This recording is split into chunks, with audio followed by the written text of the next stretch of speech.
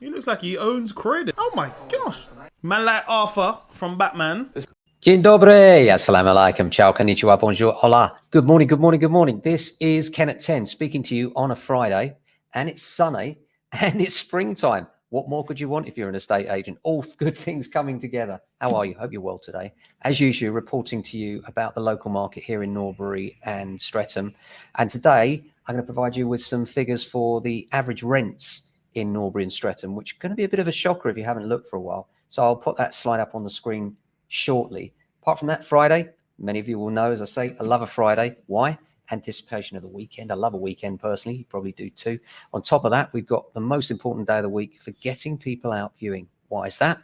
Because people have Saturdays generally and Sundays off, but particularly Saturdays we find are the peak time for people going out and viewing houses. So we make sure on a Friday that we get on the phone to everybody that's looking for houses in our area and flats, and make sure that if they're looking at the ones we have available to give you the advantage when you're selling through JA.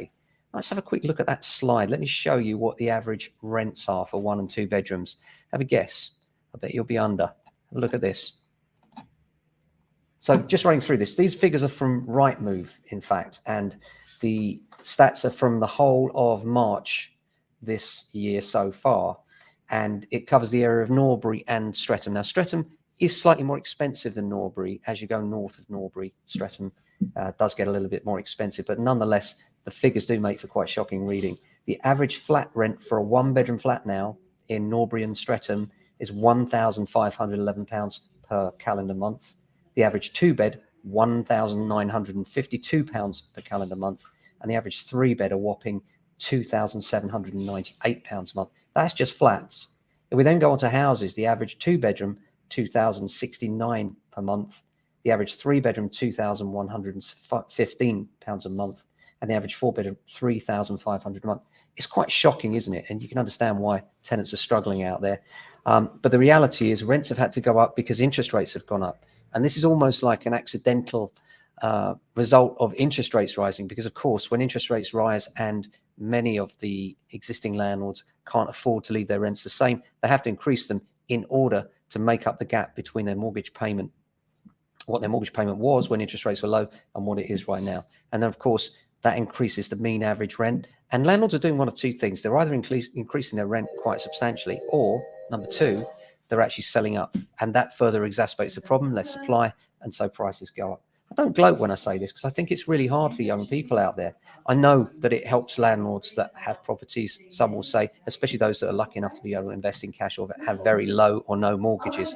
But the reality is the vast majority of landlords do have mortgages, and therefore it's a problem for them. Certainly in our area, the vast majority. We do have some retirees that rely on the income for their pensions. But of course, inflation running at all-time highs. And of course, yesterday's interest rate rise, we haven't touched on that yet, have we? Interest rates are up. They're up to 4.25% after the MPC meeting yesterday. Bad news, but probably the least worst bad news that we expected. There was widely reported earlier in the month chances of interest rates hitting 4.5%. I have a suspicion this may be the last of the rises we see, because we've had this banking crisis in America and the threat of contagion is very real. The higher interest rates go, the more banks struggle, especially the small ones, although the Fed has now said that it will underwrite some of the investments that those banks have made, which should stabilize the market. But, you know, when banks go, there's always contagion. So you never know. They're all interlinked in so many ways. You never know what the end result might be. But what we can say is that as far as interest rates are concerned, it's kind of bad news for the average borrower if you're on a variable rate mortgage. If you're on a fix, of course, then it doesn't matter. If you're on a tracker, it will matter. But the long-term rates are what really matter, swap rates, because they're what determine what fixed rates are on offer at any one time. And at the moment, the 5-year fixed rates are still running lower than the 2-year fixed rates. And that's interesting because it suggests the trend is that interest rates will go down, but it might take some time for that to happen.